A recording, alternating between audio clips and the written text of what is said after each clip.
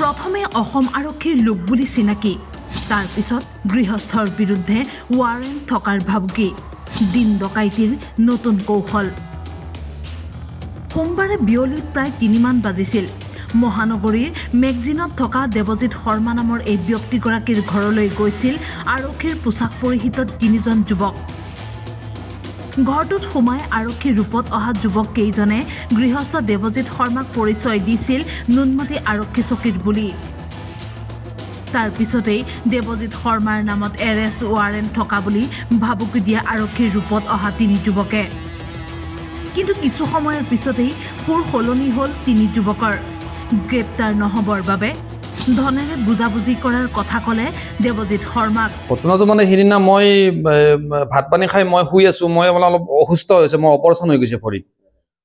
শুই থাকোতে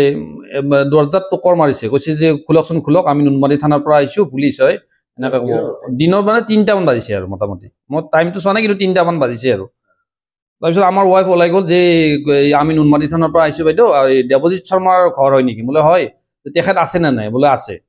মাতকচোন তেখেতক মোক মাতি লৈ গ'ল মই লাহে লাহে ওলাই আহিলোঁ ওলাই পেলাই যে তেওঁলোকে ক'লে যে হেৰি আমি নুনমাটি থানাৰ পৰা আহিছোঁ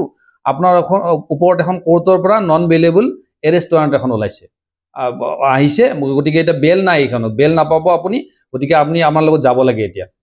যাব লাগে বুলি কৈ যে বলক এতিয়া আপুনি আমাৰ লগত বলক বোলো কি কথা কি বাতৰা যে এনেকুৱা গাড়ী এখন লৈছিলে কিবা অশোক বুলি ল'ৰা এজনে গতিকে তাতে আপোনাৰ নাম আছে গতিকে সি কিবা EMI দিব পৰা নাই লেপছ হৈছে গতিকে আপোনাৰ ওপৰত বস্তুটো হেৰি কোৰ্টত তাহাঁতে কেছ কৰিছে মাহিন্দ্ৰা ফাইনেন্সে এনেকৈ ক'লে তেওঁলোকে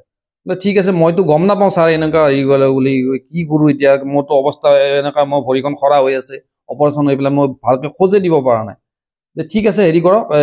তেনেহ'লে ঠিক আছে বাৰু আপুনি কেইদিনমানৰ কাৰণে এই বস্তুটো ষ্টে কৰি দিম কিন্তু আপুনি অলপ কিবা বুজাবুজি কৰিব লাগিব আপুনি আমাক পইচা পাতি অলপ ডাইৰেক্ট দিব লাগিব ডাইৰেক্ট কৈয়ে দিলে তাহাঁতে দেৱজিৎ শৰ্মাৰ পৰা ধন লৈ উধাও হ'ল 3জন যুৱক কিন্তু তাৰ পিছতেই যুৱক 3জনৰ ওপৰত সন্দেহ হ'ল দেৱজিৎ শৰ্মাৰ মোৰ মানে সন্দেহ হৈছে আৰক্ষীকেইজনক মই চাইছোঁ একফালৰ পৰা তলৰ পৰা ওপৰলৈকে চাইছোঁ কিন্তু জোতাজোৰত মোৰ অলপ সন্দেহ হ'ল জোতাজোৰ ক'লা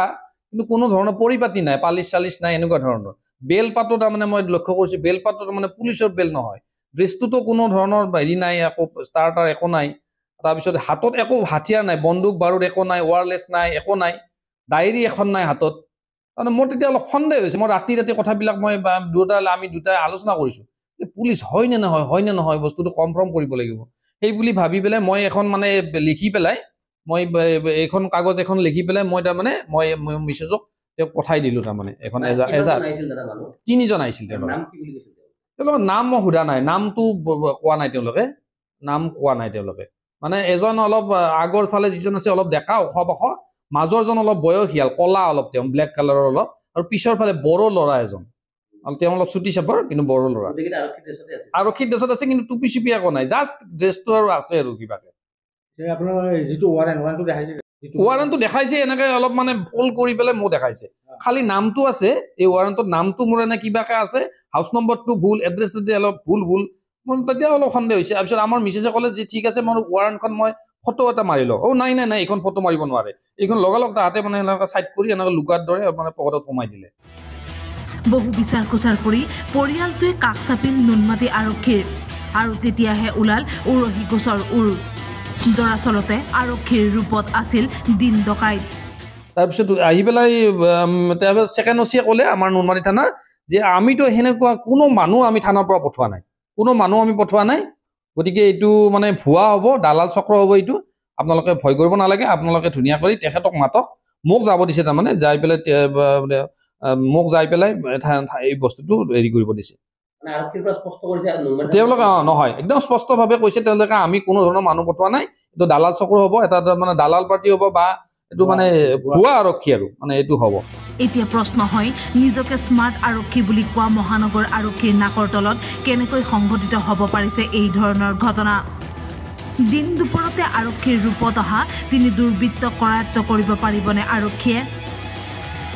নুনমাটিৰ পৰা জয়ন্ত দাসৰ ৰিপৰ্ট টাইম 8